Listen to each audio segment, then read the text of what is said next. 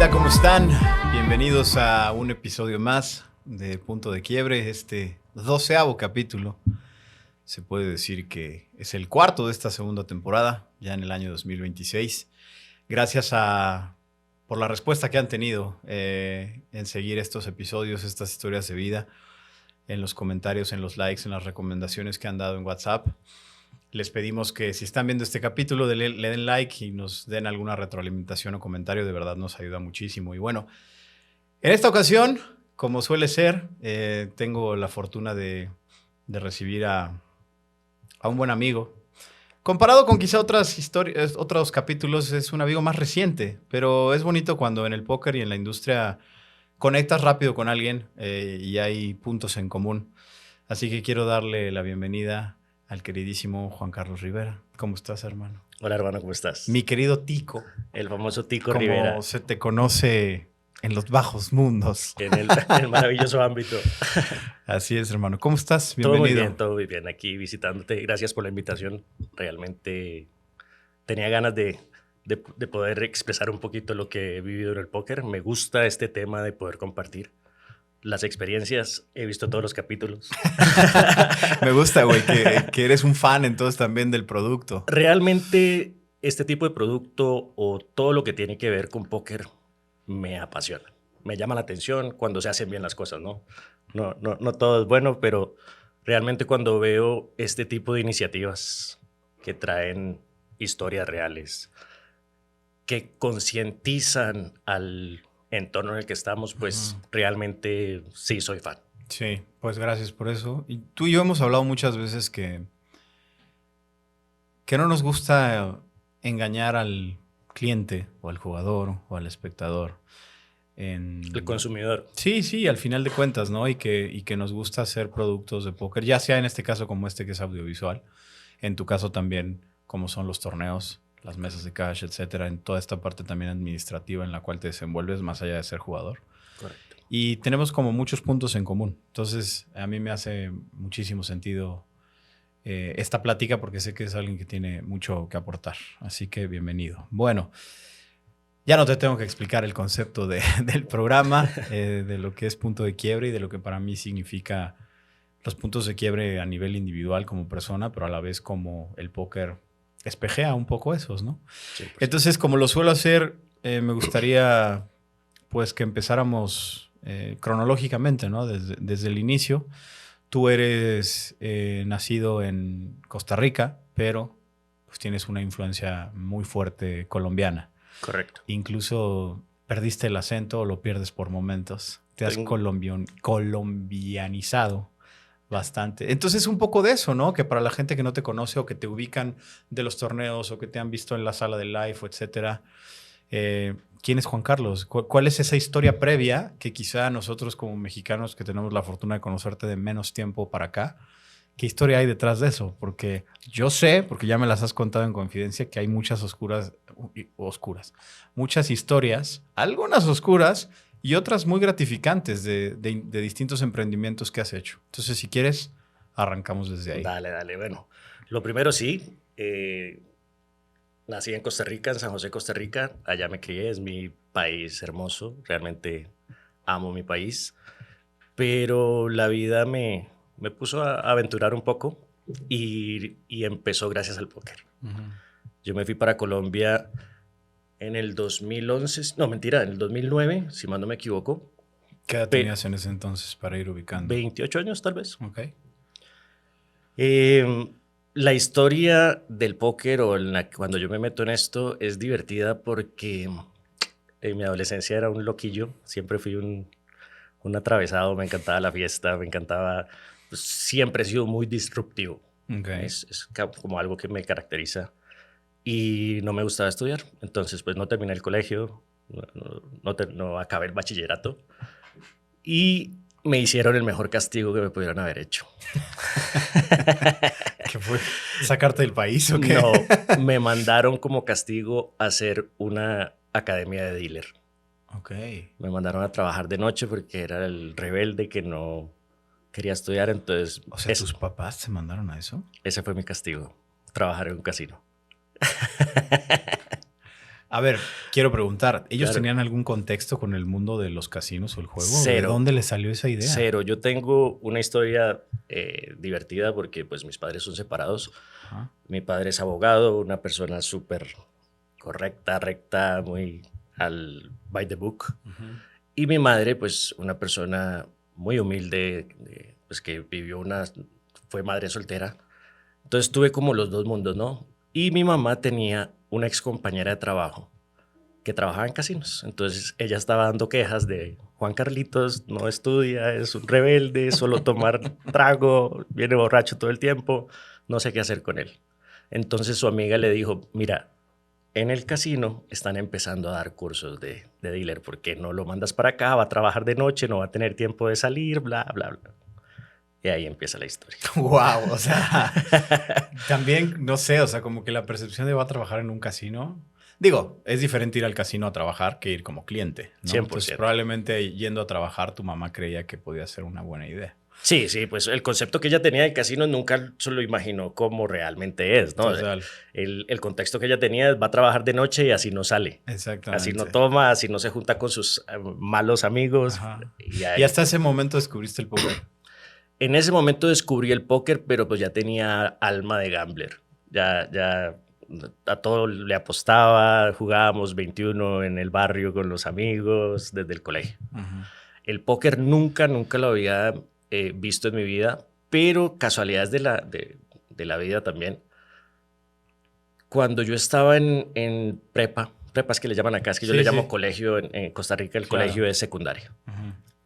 Cuando yo estaba en prepa, un muy buen amigo mío, su hermano, trabajaba en casinos. Entonces, él nos había enseñado a jugar muchos juegos de cartas. Póker no, pero sí muchos juegos de cartas. Entonces, siempre me llamó la atención y siempre dije como, wow, ese verlo barajar, moviendo las cartas, como que me llamó la atención desde muy pequeño. Ujú. Cuando yo voy al castigo, hago la academia de dealer sin tener mayoría de edad. Ok. Eso, yo tenía 17 años. Eh, en diciembre más o menos empezó la academia y yo cumplía en enero los 18. Ya. Empezamos a trabajar.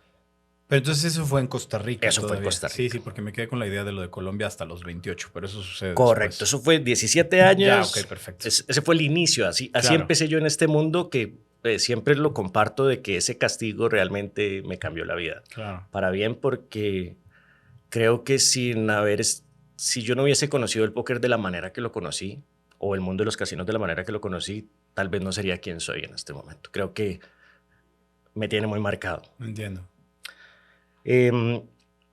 Ahí empieza esa historia, empieza una historia de conocerme. En ese momento yo no hablaba inglés, pues estaba en otras, ¿no? Sí, sí, sí. Un adolescente rebelde y disruptivo.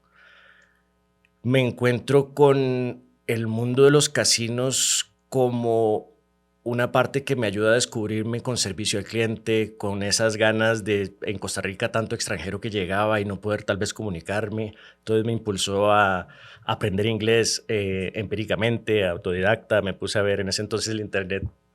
No es lo que es hoy en día, traducía canciones y eso me llevó realmente, ese empuje al servicio al cliente, me llegó a empezar, ya que no estudié, a crecer de otras formas. Claro. Te diste cuenta que te gustaba, Exactamente. que te llamaba la atención esta parte también social y de tratar bien a la gente. Y Me que se sintieran encantó. cómodas. Hasta el día de hoy creo que es una de mis marcas registradas y Ok. pues tú que has Sí, acompañado. sí, de acuerdo. Qué curioso. Probablemente, digo, la vida a veces es muy misteriosa. Quizá hubieras terminado en algo de servicio al cliente o en hotelería o por la vida lo hubieras Ventas. o sea, lo hubieras podido descubrir después, pero qué curioso que fue ahí. ¿Cómo fue esa primera etapa? ¿Cuántos fueron esos primeros años y cómo fuiste también ganando una confianza de decir, ok, esto es lo mío? Obviamente todo fue una evolución. La mala noticia para mi madre es que no salir de noche no era una opción. ahora ya ganaba y ganaba muy bien. Ajá. Entonces tuve una etapa más desordenada, Ujú. parte de una evolución. Hoy en día lo cuento hasta con orgullo, de verdad que es parte de algo que tú tienes que vivir en la vida, donde en ese entonces te cuento, pues, estamos hablando del 99, un pelado de 18 años ganándose de propina 50, $100 diarios. Sí, claro. Es una locura. Sí. Entonces, fueron muchos años de fiesta y lamentablemente, y por lo que yo más adelante te voy a contar, me enamoro del póker, es que hay una parte oscura en el mundo de los casinos donde cuando tú haces una academia de dealer, lamentablemente en el mundo de los casinos, eso no es una carrera, eso es un oficio, ¿no? Donde muchas veces los que están a la cabeza no tienen conciencia, no tienen un conocimiento, no tienen una estructura, sino que pues es una carrera que va subiendo, primero dealer, supervisor, pit boss, gerente. No concientizan a que el dealer, cuando está jugando contra los clientes, también está generando dopamina, serotonina, estás convirtiéndote en un apostador. Y nadie lo presenta así. Lo ven como un trabajo y tú estás en blackjack o en ruleta, y si es un gerente que no tiene conocimientos matemáticos, porque los casinos no es que sean trampa ni nada, sino que es matemática pura, odds a favor o odds en contra. Cuando a la cabeza está alguien que te está diciendo, entra a esa mesa y pela a ese cliente, nos están pelando, eres un inútil porque no lo hiciste. Hay un montón de mensajes subliminales que te convierten en un ludópata. Y me parece increíble esta perspectiva que estás dando, porque como que casi siempre, o por lo menos en las charlas de este programa, hemos visto todo desde la perspectiva del jugador. Cuando al final de cuentas también las personas que están involucradas del otro lado, como dices, están recibiendo estímulos todo el tiempo. Estímulos y fantasías del dinero fácil, de qué son esos montos. Te ganas, para ponerte un ejemplo, en un salario mínimo de 10,000 pesos y ves a alguien perdiendo 50,000 en una mano. ¿Qué es esa distorsión? Desproporción. Sí. Y sobre todo les debe de costar más trabajo a los que son más jóvenes, ¿no? A los que no tienen quizá tanta estructura. Un poco lo que estás diciendo es que, y sobre todo en ese entonces, ¿no? Porque obviamente no dudo que haya cambiado un poco también la formación de los mismos empleados del casino. En algunos lugares debe seguir siendo igual. Pero ¿tú consideras que un supervisor tendría también que poner especial cuidado a estas cosas con su gente? Esto viene desde la punta de la pirámide, debería venir. Desde una cultura de concientizar, de entender. Yo estoy seguro, no puedo decir que todos, cada vez que tengo la oportunidad de hablar con gerentes o con directores o dirección, casi siempre quiero dejar ese aporte. Okay. Porque al final del ejercicio, si no lo vives o no lo analizas, que creo que eso es algo que la vida me ha regalado, y yo no me la como entera, dicen por ahí, sino que me la como y la analizo y empiezo a desglosarla, a ver de dónde viene el problema. No es, claro. Yo viví un ludopatismo muy fuerte. Yo tenía problemas graves de ludopatismo y pues en el momento no tenía ni idea que había sido, porque a mí nunca me dieron una capacitación diciendo esto es así, hay químicos en tu cabeza que te van a generar adrenalina, la matemática del juego es esto no es suerte. Cuando tú crees que es suerte porque un supervisor está tirando azúcar debajo de la mesa porque alguien está ganando, son historias de historias. Yo puedo, aquí los casinos me pueden llegar a odiar. O sea, el nivel también de superstición de los mismos... Como te acabo de decir, no todos son preparados. Wow. Son dealers que tal vez o fueron muy amigos del supervisor, entonces subieron, o eran personas muy responsables, que no faltaban, no llegaban tarde, entonces pues eso los hacía ascender, pero no hay una escuela de... Sí. Y mucho menos en esa época, principios de los 2000. No, jamás. Te lo juro que en ese entonces en Costa Rica, que pues es mi país y todo, y a pesar de que estaba muy avanzado el tema de casinos, pues terminaba siendo un pueblito, ¿no? Donde la gente, nosotros somos campesinos 100%, de ahí vienen nuestras raíces, entonces pues superstición a lo que marca, te lo estoy jurando, un gerente tirando azúcar debajo de una mesa o diciéndote que bote un chu porque un cliente está ganando cuando no existe esa necesidad, porque es matemática pura. Quiero conservar este tema para más adelante, porque eso de lo que estamos hablando quiero que me cuentes también. Claro, lo que percibes en tu llegada a México. Claro. Con el Estado mexicano. Pero bueno, para que sigamos con esa cronología, si te parece, esos Claro que primeros sí. años obviamente ya nos dices, ¿no? Estás ganando bien, siguen tus deseos nocturnos rebeldes de seguirla pasando bien, como también suele sucederle a muchos jóvenes de esa edad, ¿no? Estándar. Pero el lado positivo creo que es que encuentras una pasión, ¿no? Y un sentido, por lo menos en esos años. En ¿Cómo ese son esos momento primeros todavía años? no la tenía. ¿Qué Ok. pasa? Empieza la fiesta, empieza todo. Em, empieza pica el gusanito de ir por primera vez a un casino, no como dealer, sino que a jugar. Como Y cliente. esos nervios de entrar casi, a pesar de que ya trabajas en uno, ¿cómo será esto? Y 3 pesitos y los pierdes y eso empieza a generar todo lo que bien sabemos. A veces hasta puede ser incómodo porque pues yo trabajo en casinos, entonces Claro. hablar de esto, yo no digo que el juego sea malo, pero debería ser consciente. Total. Como hobby, bienvenido sea, qué rico que es pasarla bien un rato como cualquier cosa, igual que el trago, igual que cualquier cosa que le metas a la cabeza. Claro. Empecé a probar eso, a jugar, iba y jugaba solo casino, nunca el póker. El póker empezó como a los 2 años tal vez, y ya te doy como esa línea, donde empiezo a jugar y pues qué divertido era trabajar todos los días para la quincena perder toda tu quincena. Y un poquito más, porque al principio se perdía media quincena, después una quincena, y al pasar los años ya era la quincena y el microondas de la casa y el equipo de sonido en ese entonces y mamá con dolores de cabeza. Historias heavies porque es un vicio silencioso. Claro. Es un vicio que está ahí, es psicológico, no hay nada que te metas, no te estás haciendo un daño físico inmediato. Tengo muchos problemas de lopatismo, tengo muchos problemas de trago, no creo que alcohólico nunca, pero era muy alegre. Me encantaba salir de fiesta y si tú tenías que hacer a las 2 de la tarde algo que tenía que ver con trago, llamabas a Juan Carlos. Claro. Eso fue de los 18 a los 24. Eso fue un bucle donde perdía trabajos. Yo de los 18 años a los 24 estuve en 11 casinos. Trabajé en 11 casinos diferentes. Porque me pegaba la fiesta y me daba pereza, me daba vergüenza volver al otro día porque en una le menté la madre a los gerentes. Tú sabes que el trago cumple con su objetivo. Sí.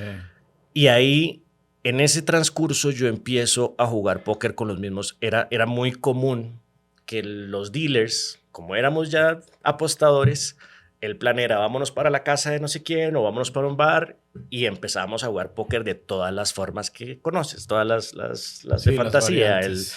que el ascensor, que el tuerto, un montón de cosas que bienvenidos, digo. Ahorita nos cuentas esa historia, que ya me la contaste a mí en otro momento. Un montón de juegos donde ya empieza a mostrarme un poquito el póker, ¿no?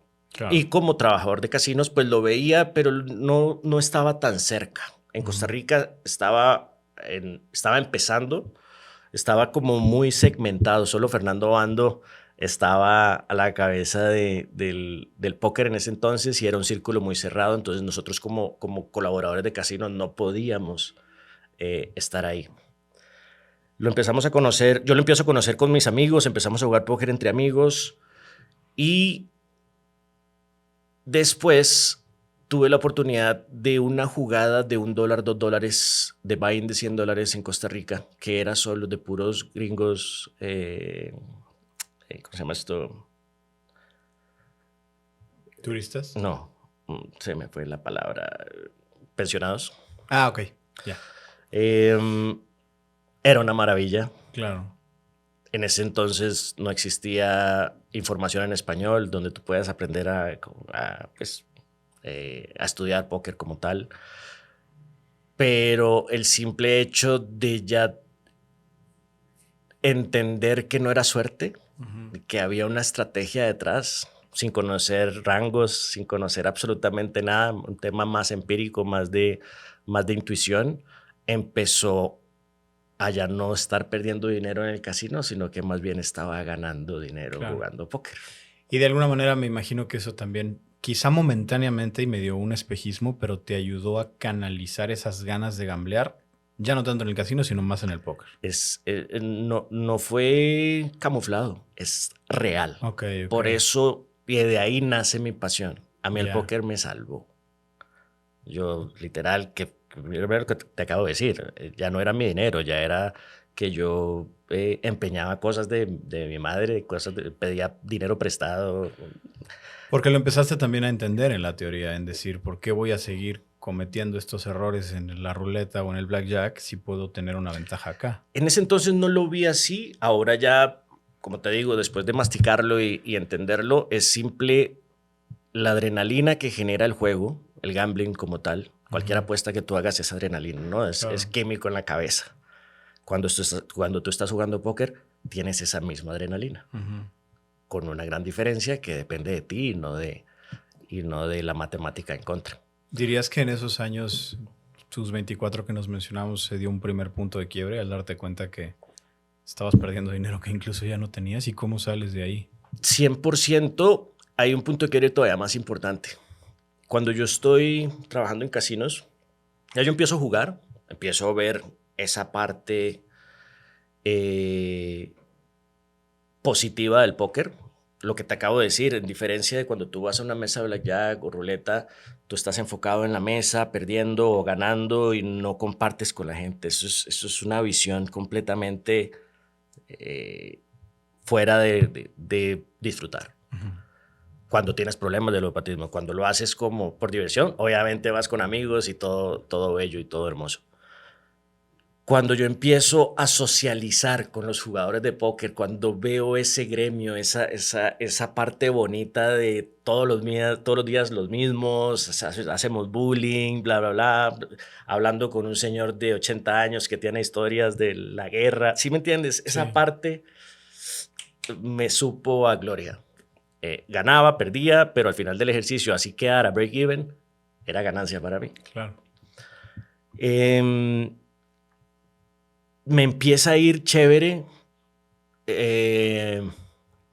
o lo disfrutarlo, y el punto de quiebre realmente se da cuando a mí me ofrecen irme para Canadá. A mí la vida como que siempre me puso salir de Costa Rica, siempre aventurero, me puso por el ámbito de casinos, me salió una oportunidad de irme a trabajar a Canadá. Pues yo me la creo, no saco visa, no hago nada. Vendo, en ese entonces yo tenía coche, vendí mi coche, vendí mis cosas, vendí absolutamente todo lo de mi depa y lo guardé en el banco porque yo iba para Canadá. Fui a pedir la visa y no salió la visa. Y la parte más dura es que salgo de la embajada y pasé al frente de un casino. La historia terminó en 3 días ahí metido y perdí absolutamente todo. Eso es un punto. ¿Crees que, pues me imagino que el conflicto emocional que te provocó el no poder ir a Canadá por lo de la visa fue lo que al final desbocó los caballos? No. El ludopatismo está vivo siempre. Es más, yo hoy en día soy ludópata controlado. Un ludópata consciente que sabe que no tiene que ir a hacer mamadas.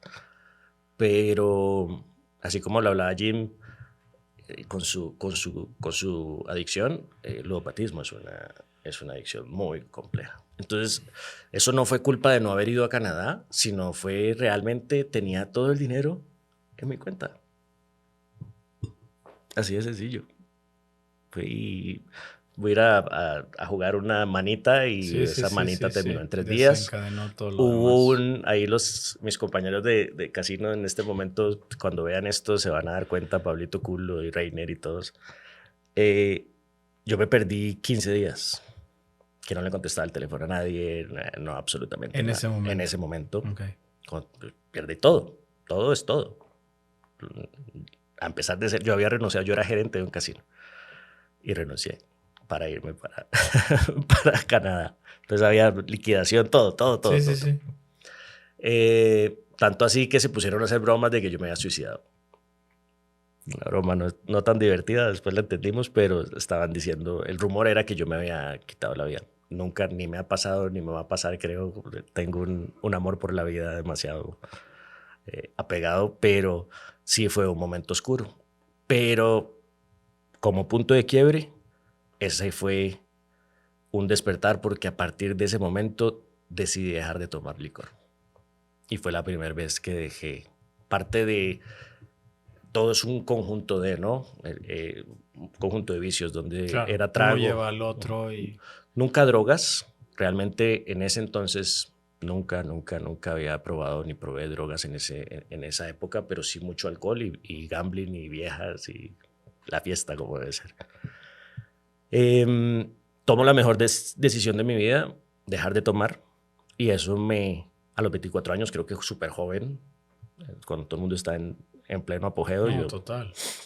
yo tomo esa decisión y eso me lleva a crecer. Como te había dicho, tuve 11 años trabajando, 11 casinos en cuestión de 6 años, siempre como dealer, no tenía una visión. Cuando dejo tomar, empiezo a crecer, empiezo ya solo a jugar póker. Ya en eso me hice muy pana de Fernando Bando. Le empiezo a aprender. Yo era gerente de casinos o supervisor o pit boss de casinos, más nunca había estado en el tema del póker, ya solo como jugador, más no como operador. Claro. Y al verlo como esa zona segura para mí, me apasionó. Y dije, tal vez con esto yo puedo aportarle a algunos que estén por ahí dando vueltas. Y se convirtió como en un propósito de vida.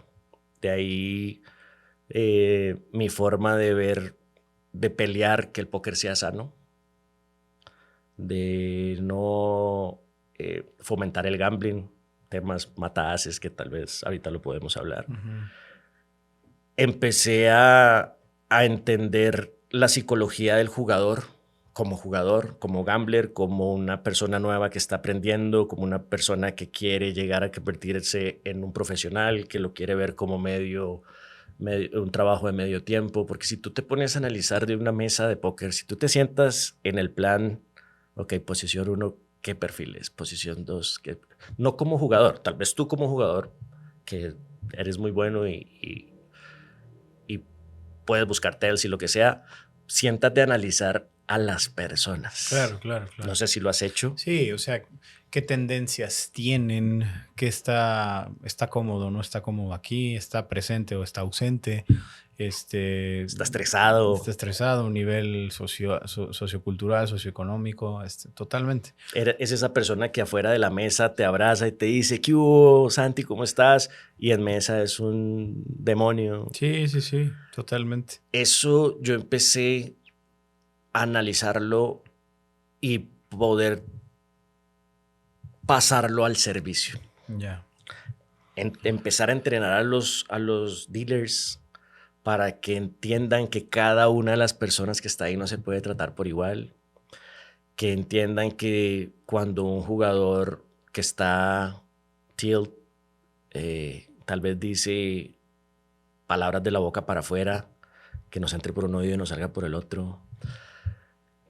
Ahí empezó, en esa transición donde descubrí que de verdad a mí me hizo un bien. No solo lo quise ver como mi trabajo, sino que pues fue un poquito más allá.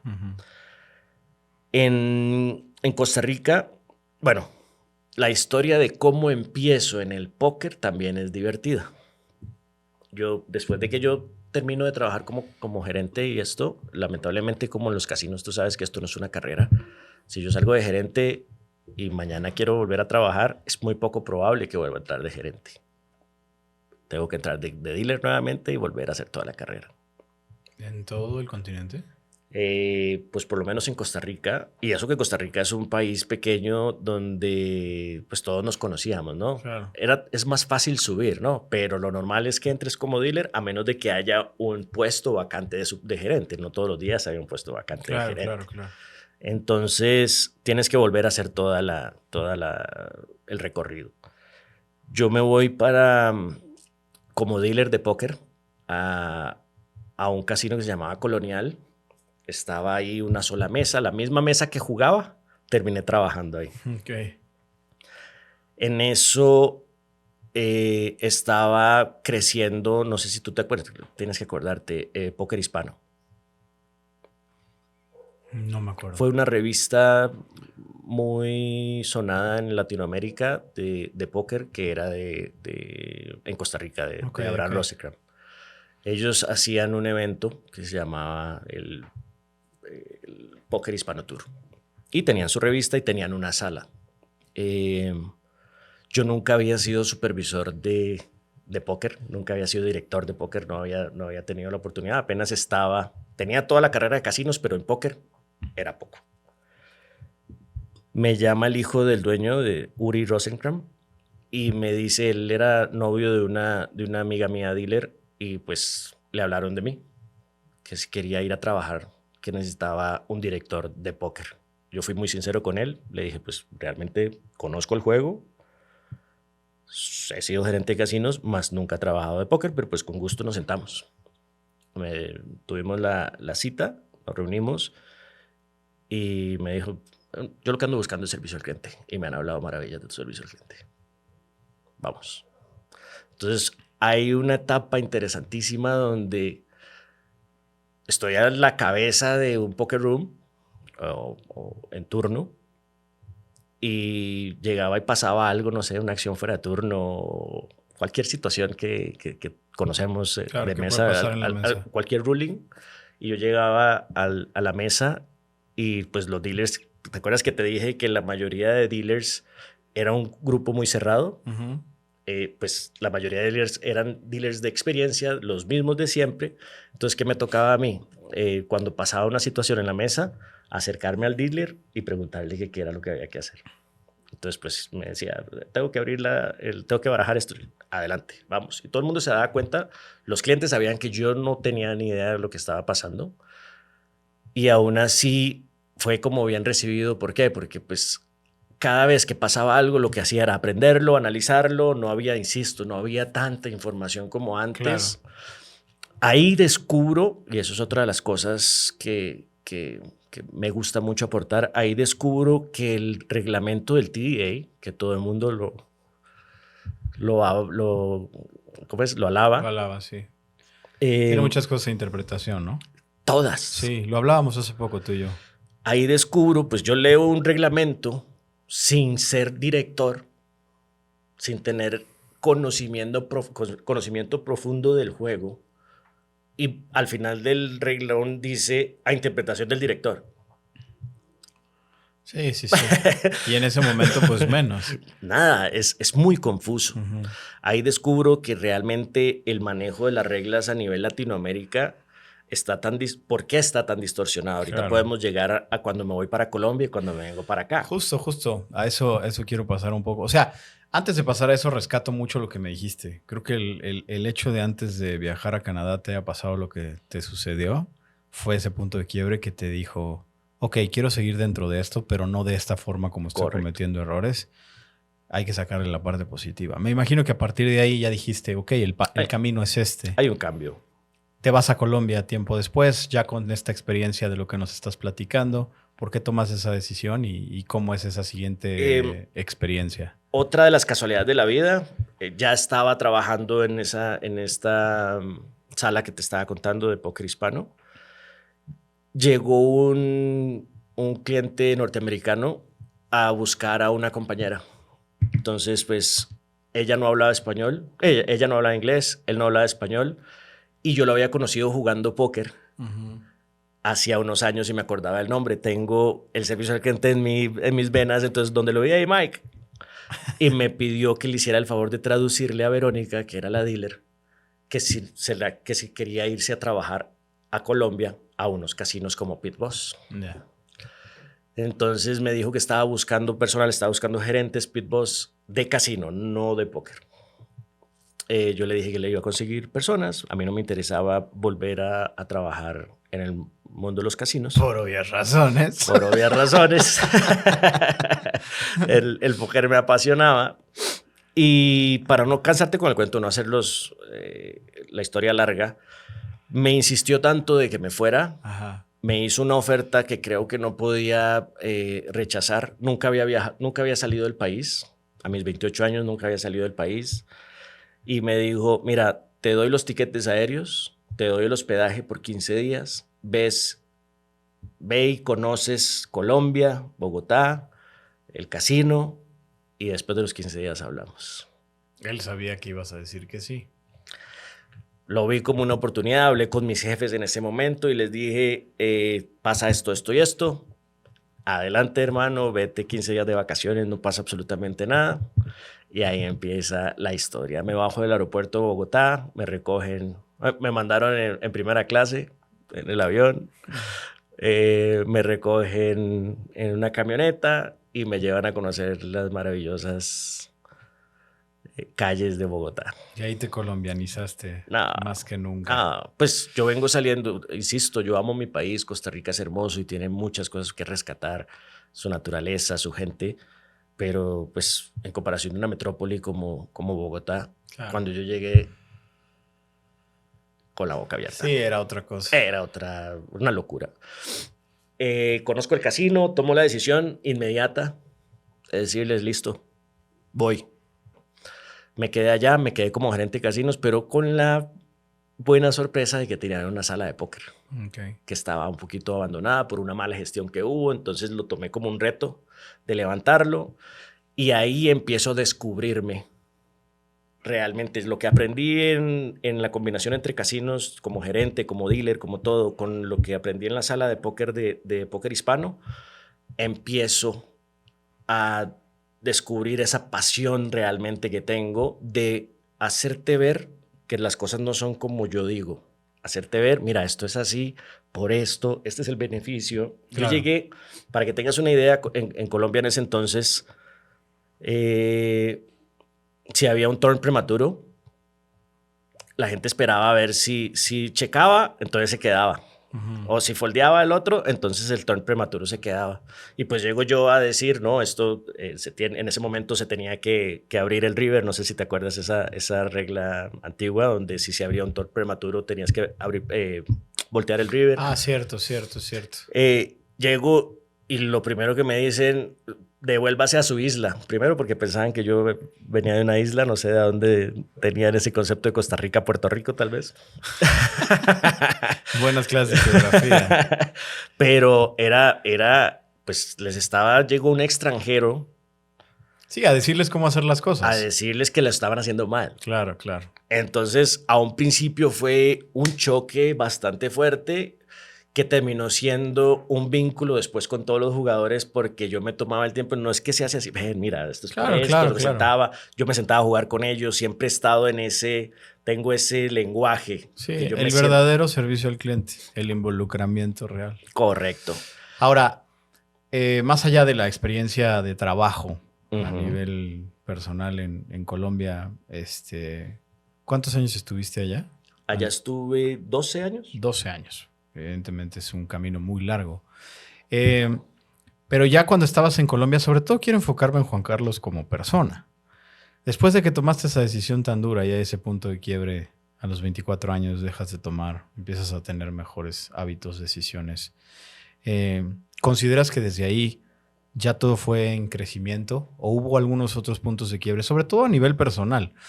Sé que uno de los más importantes es lo que te pasó a nivel salud, que Claro. creo que también es algo muy valioso si es que quieres platicarlo porque pues te cambió la vida de un momento a otro y a mí me llama la atención lo positivo que lo tomaste. Y sé, un poco conociéndote, que es porque ya había salido de peores batallas. O sea, como que la gente puede llegar a pensar que esta fue una muy complicada, pero las que libraste antes Correcto. son. Entonces, hago esta recapitulación porque quiero que desarrolles un poco en esa parte personal y de lo que fueron esos años. Bueno, listo. Vamos a ver, puntos de quiebre. Como soñador, cuando empiezo todo este tema del póker, conozco al que es mi mejor amigo y socio hoy en día, Jimmy Torres, y empezamos, como descubro eso, digo, no, esto es un negociazo, esto me apasiona, quiero ayudarle a la gente, me encantaría sacar el póker de los casinos por el tema de ludopatía, todo un tema, y empiezo a soñar con él, y en Servilleta empezamos a crear una marca que tenemos registrada en Colombia que se llama Sharks Poker Sports. terminamos asociándonos, estábamos buscando sacarlo del casino, abrir. No se logró, no era tan fácil en ese momento. Terminaba siendo clandestino y nunca me ha gustado el tema clandestino. Definitivamente no es por la línea que me gustaría ir, Claro. creo que así tenga que cambiar de trabajo, nunca lo haría. Se da la oportunidad de rentar dentro del casino que yo estaba siendo gerente ese poker room y emprender. Okay. Nuestro primer poker room lo tuvimos ahí.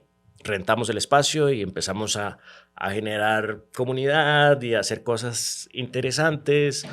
Soy fiel amante de todo este tema audiovisual y las fotos. Eso. Yo vi tus videos y vi el contenido que hicieron en ese entonces. Estábamos ahí como enfocadísimos en la parte aspiracional, nuevamente a crear mercado, que es lo que creo que tiene abandonado la mayoría de operadores. Estábamos soñando, estaba jalando como debía de ser. Todo el dinero que nos ganábamos lo reinvertíamos y se nos metieron a robar. ¡Tax! Se metieron a robar al casino. Al principio se creyó que era un robo externo y terminó siendo un robo interno. Los de seguridad, los domingos estaba cerrado y le abrieron a unos malandros, se llevaron cámaras, se llevaron absolutamente todo y se llevaron los ahorros de Juan Carlitos y de Jimmy. Madre santa. Los dejábamos en el casino, pues caja fuerte era lo más seguro del mundo, Claro. en lugar de tener el banco, y se viene otra caída, una caída más, donde literal nuevamente no tenía un peso para devolverme para Costa Rica. Lo pensé mucho en devolverme. ¿Por qué? Porque cuando se metieron a robar, pues los dueños del casino cerraron, empezaron a investigar, me hicieron a mí hasta polígrafo y todo, porque pues estaba bien complejo el tema. ¿Había cámaras? Se las llevaron, se robaron todo. No, pero de seguridad. Todo. Cámaras de seguridad. Se robaron los servidores. No, eso fue Ocean 11. Wow. Pero habían cámaras externas de la calle. Exteriores. Entonces ahí fue donde se dieron cuenta de lo que realmente pasó. Según ellos iban a remodelar el edificio y se dieron cuenta que estaba falseadas unas vigas y lo que iba a durar un mes duró 1 año y medio. Cuando dijeron que no podían abrir el póker, era mi único ingreso. Yo era el gerente del casino, era mi único ingreso. No tenía nada, todo se lo habían llevado. Jimmy, mi socio, me dijo: Juanca, no te vayas, weón. Acá hay futuro, acá esto, lo que venimos haciendo se ve interesante. Me fui a trabajar con esa misma empresa con la que estaba, un casino en Barranquilla, mientras tanto. Y ahí se dio la oportunidad de asociarme con un casino en Bogotá, que fue como el primer proyecto ya desde cero, bien desarrollado, que fue el Casino Luquia, que hoy por hoy sigue siendo una de las mejores salas que hay en Colombia, porque ahí fue donde pude probar esa llamémoslo así, fórmula secreta o esa pasión por crear un mercado sano. Claro. Un mercado donde no el trago, donde concientizar tanto a los dealers, a los jugadores, como tú tuviste la oportunidad de ver en un torneo hace poco que estuve, donde estaba tratando de realmente no solo enseñarle a los dealers temas de reglas, sino que empezar a profundizar un poquito más. Sí, involucrarte más a fondo y con las personas también. Correcto. Todos involucrados. Ahí empieza ese sueño, porque es un punto de quiebre. Mira que todo vuelve a terminar en la operación, en lo que voy haciendo. ¿Por qué? Porque todo esto va en busca de un sueño que no se ha cumplido hasta el día de hoy. Y es realmente tener un proyecto de póker consciente, bien hecho. Sigue el sueño. Me deslindo de ese poker room de Luquia y me voy a hacer mi propio proyecto. Ya con la marca Sharks Poker, ya las fichas con la marca, el sueño, sí, digamos, hecho realidad. Enero del 2020. ¿Y qué pasó en marzo del 2020? Una pandemia mundial. Se vino otra caída compleja, más fuerte que nunca. Estaba muy mal acostumbrado a unos muy buenos ingresos, a invertir. Tenía un proyecto de una agencia para crear contenido de No, valor. total, porque al final si no hay personas en los lugares no hay clientes, no hay dinero. O sea, 2 años cerrado. 2 años cerrado. Nuestro gremio fue bastante golpeado. Como te digo, fue muy bueno para algunos que se fueron a la parte clandestina. Y online. Y online. Yo Preferiste no estar en eso. De verdad le debo mucho al póker como para ser tan desleal. No, y es algo que yo rescato mucho de todo lo que has venido platicando. O sea, que al final, después de esos golpes tan duros que viviste, en momentos de mucha oscuridad, te sostiene tu congruencia. Y siempre has sido, de lo que yo tengo que conocerte, eres un hombre congruente. O sea, al final el mensaje, no profundizamos tanto en lo doloroso que fueron esos momentos en donde no tenías control sobre ti. Y eso, yo me quedo mucho con esa, ¿no? La de antes de Canadá. Pero yo sé que fueron duros. Y mira, que fueron tan duros, yo creo que por eso quieres ser congruente hoy en día. Sí, ¿no? Mira que soy muy resiliente por naturaleza. Tengo eso muy marcado. Pues perdí un ojo y me acosté viendo y me levanté sin ver y dije, mierda, me quedé tuerto. Esa fue mi reacción.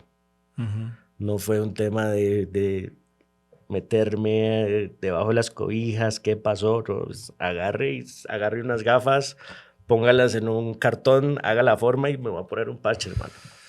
Yo recuerdo que cuando me contaste esa historia me llamó mucho la atención eso, ¿no? O sea, como la aceptación de la nueva realidad. 100%. Sin darle tantas vueltas. Pero repito, yo estoy seguro que tuviste esa respuesta emocional a partir de todas las que saliste, ¿no? 100%. Hay una que no me gusta mucho hablar, que es bien gruesa. No me gusta hablar, tal vez por respeto a la persona, pero una novia tuvo una situación de violación y un caso muy sonado en Costa Rica. Y me destruyó. Ese fue el piso. Okay. Era la persona que más amaba en ese entonces y trabajaba en casinos y las asaltaron. Iban 3 amigas, a su hermana la mataron, a ella la violaron. Fue un mierdero feo, que es la única vez que he tocado fondo en mi vida. Me marcó demasiado. Después de que salí de eso, me di cuenta que todo es un aprendizaje. Total. Un aprendizaje. Eso me enseñó a mí a ser tan resiliente. Hoy en día tengo una muy buena relación con la muerte, tanto de seres queridos como hasta con la mía, creo.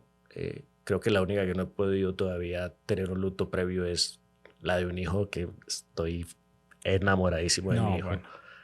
Pero... No tendrías por qué, así que mejor ni... No, a lo que voy es que realmente, si estamos hablando de puntos de quiebre y de por qué somos lo que somos, una caída de esas o te hundes o realmente así sobre trillado, lo que no te mata te hace más fuerte. Totalmente.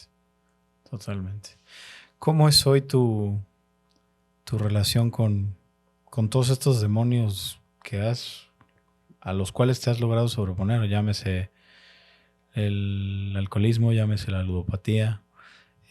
Porque me imagino que, nos resumiste, me encantaría que siguiéramos horas, ¿no? Pero no hay tanto tiempo. Porque nos resumiste mucho de ese camino. Seguro en esos momentos hubo altas, bajas, idas, venidas, pero hoy yo de lo que te conozco y desde que te conozco, veo eso, o sea, lo describo como congruencia.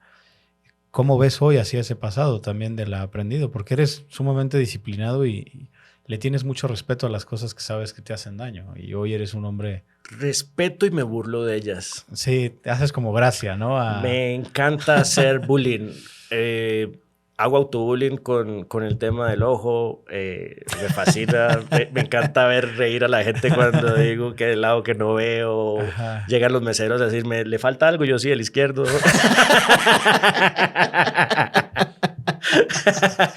Güey, es que desarmas también a la gente. O sea, la gente ya no se puede sentir incómoda. Correcto. Porque tú eres el primero que lo... Esa es la parte bonita. Sí, tú lo acabas de decir. Hay gente que se queda incómoda viendo...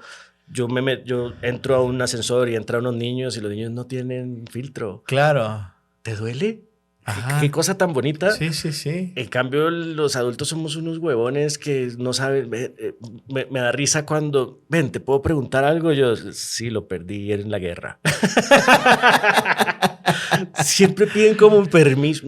Bueno, es algo tan Sí, normal. sí, claro, Y claro. no es solo lo del ojo, sino que el ludopatismo también me burlo de él. Sí. Yo estoy jugando en la mesa con un montón de amigos profesionales, ballenas, y yo hago una mamada y lo hago feliz de la vida. Soy un pescado feliz porque, Claro, ¿sí me claro, entiendes? claro, sí. Vamos al gambling.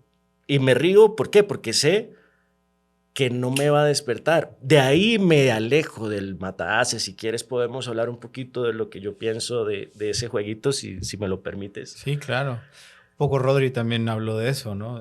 Jim en el capítulo anterior, ¿no? Como, pues sí, como es un juego con una estructura completamente distinta. Es fantasía. Y, exacto. Y hay una asociación a ese gambling. Yo estoy de acuerdo, digo. Yo lo Más allá de experimenté. eso, tu Mira, opinión. yo soy jugador como tantos años. Puedo decir que soy un jugador recreacional al 100% porque realmente lo que hago es divertirme, lo disfruto. A veces voy a torneos, me va bien, a veces me va mal, juego cash. ¿Y te gusta la competencia?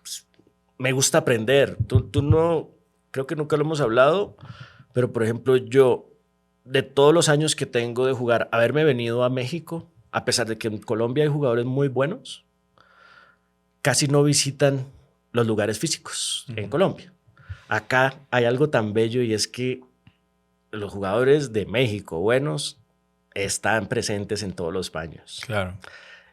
Tuve la oportunidad de jugar contigo y yo no había entendido, a pesar de que tengo 20 y mamá de años de estar en esto, nunca había entendido lo que era una estrategia short stack y te la aprendí a ti. Con solo ver. Con ver cómo te estabas... Me pareció súper interesante verte abrir con As-Q con 8 ciegas. Que escuchen los coaches de Ethos y todos los que se dicen que me quitan mi mérito, hermano. No, a mí me encantó. No sé si es GTO porque nunca he leído ni un artículo de póker. Sí. Pero esa parte tan adaptativa que tengo me ha llevado por lo menos a ser un break-even. No me dedico a esto, nunca me voy a dedicar a jugar, pero pues es el juego que más disfruto en la vida y por eso hablo de tal vez, ya lo hemos hablado, o cada vez que tengo la oportunidad de hablar con el gremio, soy un detractor del matahaces. Sí. Porque sí, para los operadores muy bien y ojalá no lo tomen, pues cada quien con lo suyo. Total. Para mí matahaces es un juego que debería ser entre amigos, jugar, o pues, así se cobra en Rake o lo que sea, pero hay que sacarlo del ecosistema del póker. Porque termina quebrando bancas, metiendo a las personas que tal vez están empezando en este mundo del póker, los meten al mundo del gambling, les gusta esa adrenalina, todo lo estábamos hablando, esto es dopamina, serotonina, adrenalina, todo lo que tú quieras llamar de esa emoción que genera el apostar. Y yo lo viví, yo vine acá, no lo conocía, y te dije que yo soy un ludópata controlado. Y jugando matahaces perdí 700,000 pesos en un año. Porque se volvió el ludópata que hay en mí. Me metía en una y decía, yo también puedo ser rifoncito. Entonces, yo siempre he dicho que para que tú puedas vender carne, debes comer carne. Y si voy a hablar bien o mal de algo, primero lo pruebo. Totalmente. A la próxima no compres carne tan cara. Sí, pues es parte de... No, pero estoy totalmente de acuerdo contigo. Fue en la misma sala donde que yo estoy dirigiendo, era parte de pues, el show, llamémoslo así. Y pues yo les dije, juguemos Omaha, que pues me defiendo un poquito más. Y una vuelta de Omaha y una de Texas, pero pues terminaban pagándome, como no sabían jugar Omaha, me terminaban pagando con color al 7 y yo solo con el blocker. Muchas cosas que se vinieron y empezó ese... Sí, una bola de nieve. Una bola de nieve. Y de ahí fue cuando dije, tanto así que yo, solo por defender el mercado, que muchos odian la forma en la que yo estoy viendo esto, pero en live no hay matahaces. No creo que lo odien. Creo que también está está bien que también le ofrezcas al cliente la alternativa de aquí es este producto por estas razones y así pensamos y está bien. Que cada quien ofrezca lo que le funciona. Correcto. Yo insisto mucho en el concepto que tengo de ti y es que al final buscas ser congruente. Me gustaría, obviamente, que continuemos horas hablando. Ya vamos para la hora. Ve qué rápido se pasa el tiempo. El tiempo pasa volando. Quiero... 45 años de historia. Sí, güey. Bueno, ya tendremos episodio 2. Dale, y ahí dale. sí me voy a meter más a fondo a las historias de terror. De Colombia y de México. Pero bueno, para ir cerrando, hermano, como siempre lo suelo hacer, quiero hacer como una reflexión de eso. O sea, me gusta cómo planteas... A veces en los podcasts o en las historias que nos tocan el corazón y no nos hacen mejorar, casi siempre en el hilo narrativo vemos un joven con ilusiones, cae en un problema, ese problema lo hace tocar fondo, se levanta y hoy está hasta arriba. Esa es una narrativa ficticia de una historia o del camino del héroe en el cine, en el teatro. Sí. La vida no es así.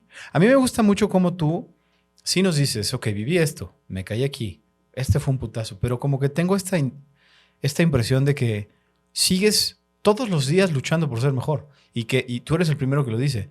Yo sigo siendo esto y el gusanito sigue ahí. El sueño está revivo. Sí, o sea, pero también de las cosas negativas, ¿no? O sea, de las cosas negativas en las que puedes volver a caer. O sea, me gusta mucho que seas como consciente de... Tenerlo presente. Ajá, Eso tener sí fue presente que en importante. cualquier momento me puedo volver a tropezar. Ahí. Y no soy un producto terminado, Juanca. Entonces, con eso quiero darte la palabra y que compartas una reflexión final acerca de ti, de esto que estamos platicando y de qué viene para ti, qué quieres seguir logrando en México, porque sé que eres un tipo que, al igual que yo, soñamos en grande y en hacer que nuestra propia experiencia también le cambie un poquito la perspectiva a la gente. Pues preciso eso, Santi. Realmente, tanto en la vida, a mí me gusta comparar el póker mucho con la vida, porque realmente lo es. A mí, en mí lo es todo. Y como persona, como Juan Carlos, el ser humano, el amigo, el papá, la pareja, a mí me gusta aportar a las personas que tengo al lado. Me gusta siempre, desde mis experiencias, a mí no me gusta dar consejos, a mí me gusta contar mis experiencias para ver si algo ¿Te resuena? Te resuena. Si tú me vienes a pedir un consejo, yo te digo, mira, esta es la forma en que yo veo esto, a mí me pasó esto, viví esto. Al igual en el póker. Realmente yo tengo una misión y es concientizar a las nuevas generaciones de póker. A los que ya tienen años y les puedo aportar un Rodrigo Sobi, que es un niño viejo para mí, un buen amigo y es una persona que está ahorita en un auge. Yo lo llamo y le digo, amigo, estás volando en esto, pero esa euforia que tienes, hay gente que te está viendo con la baba cayéndose porque te ve como una aspiración y tú lo regañas porque te mete un 3 en el river, güey. Claro. ¿Sí me entiendes? Entonces, tanto a los que se dejan, que yo les dé mi punto de vista, como a las nuevas generaciones, por eso me enfoco en mesas de low stakes, donde yo puedo llegar realmente a darles una perspectiva diferente, un ambiente sano. Me encantaría llegar a que el jugador, tanto el regular como el recreacional, como todo el gremio en general, entiendan que el póker no solo es una fuente de ingreso.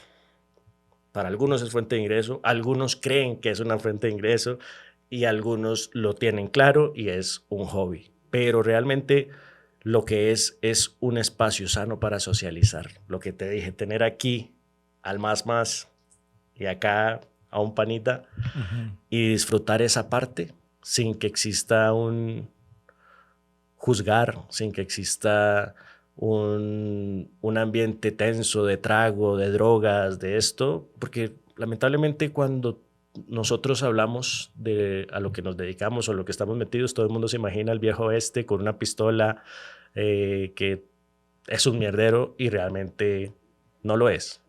El póker te enseña a analizar a las personas, te enseña a controlar tus emociones, te enseña a poder o te abre oportunidades de poder generar negocios, buenas amistades. Mira, este es uno de los casos. Nos conocimos en una mesa de póker y creo que a pesar de, como bien lo dices, tal vez soy el más joven o el más reciente amigo que tienes de los podcasts.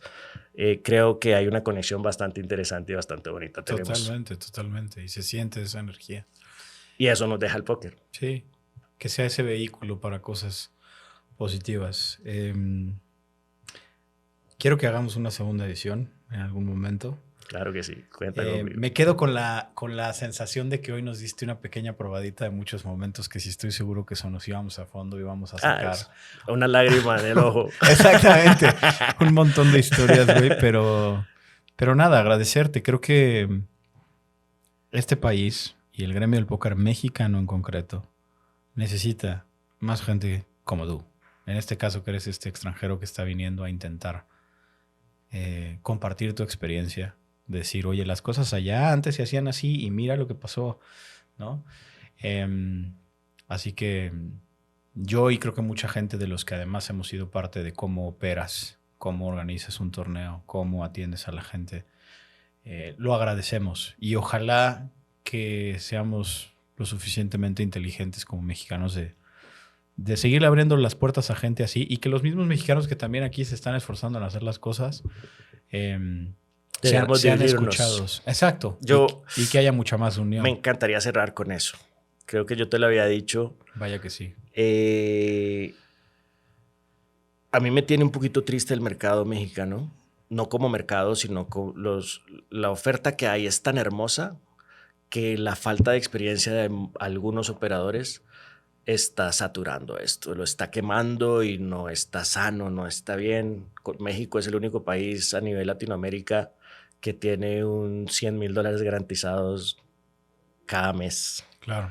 Y no hay banca suficiente para eso. Claro. Entonces, a mí me encantaría realmente generar una conciencia y un gremio sano, bonito. Tú viste la buena relación que tengo con el Mago. Yo todos los años voy y lo visito como jugador. No tenemos, nunca hemos tenido la oportunidad de compartir en una colaboración de póker como tal, pero pues veo que hace bien las cosas una vez al año. Es un enfoque vamos, la gente va a despejarse, va a viajar y la gente sabe que puede ahorrar el año completo para irse a ese evento que es impecable. Hay cosas por mejorar, como todo, es parte de, pero al final del ejercicio es consciente. Ahorita en este momento hay una guerra compleja en quién la tiene más grande. Y termina siendo dañino para el mercado. Nos daña a todos, al jugador, al operador, al mercado completo, donde sería bueno poder realmente levantar la mano y sentarnos todos los que estamos, porque están haciendo bien las cosas. No todos, pero los que estamos haciendo bien las cosas o los que tenemos esas ganas de verdad de no solo ver esto como un negocio, sino que algo que tiene que ser un gana-gana. Como comunidad.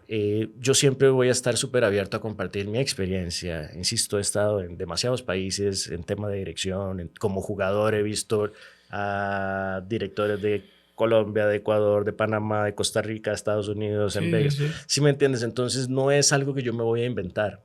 Es algo que realmente me encantaría compartir. Y que ojalá se dé ese espacio para... No sé, yo creo que México es para que destruya Brasil. Pues hermano, ya punto de vista. Sí, no, bien, y ya la dejaste votando aquí, lo que piensas, lo que planeas, los que estén allá afuera, que les resuene esto, aquí está, la dejó votando, este es tu espacio, siempre puedes venir a dar tu punto de vista, tu opinión, y yo en lo personal lo valoro mucho, hermanito.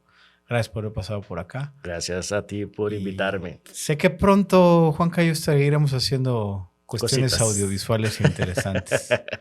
Esa es la idea. Así que gracias por abrir tu corazón y compartir todo lo del día de hoy, hermano. No, gracias a ti y pues ojalá les guste esta historia, a veces aburrida, a veces interesante.